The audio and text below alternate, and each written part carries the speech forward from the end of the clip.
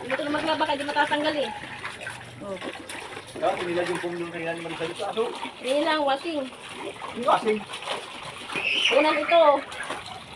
Ganyan ang pagka-washing. Kasi palanggana basag. Wala namang sabon. Wala na sabon, wala na kabumi.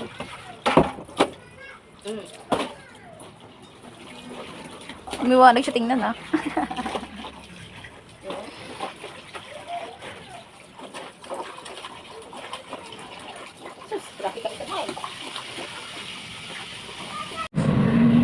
Ganito lang tayo maglaba guys dahil po ano po ang ginagawa natin. Dahil po di natin kaya itong gusutan. Ayan, gamitin po natin ang paa.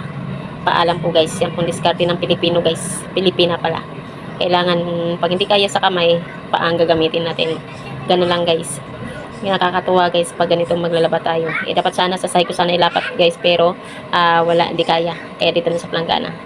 Nakakatuwa guys pag tumapak ka. Ano kasi to guys yung una na pum ang laman, kaya ito hindi ko kayang gusutan. Binabrasan lang namin at ganyan. Pagkatapos po namin brush, ito pong ginagawa namin. Sobra pong dumi guys, hindi po tumatalab yung ang sabon, kaya ginawa namin ganito lang muna. Tinapaktapakan ko na lang guys, washing ng paa. Ninawashing muna natin guys sa ating paa para po ito ay matatanggal po ang dumi at pati sa ilalim ay mapipiga po. Kasi hindi natin kaya guys. Hindi ko kaya guys na maggusot ng pum ang laman sang unan.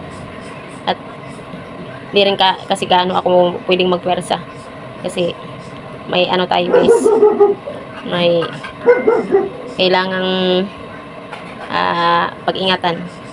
Kaya yun guys, ganitong ginagawa ko. Nakakatuwa din naman guys kasi makiliti sa pa habang nagtapak-tapak ako sa aking nilabahan. Kaya di ba malinaw-linaw na yun guys.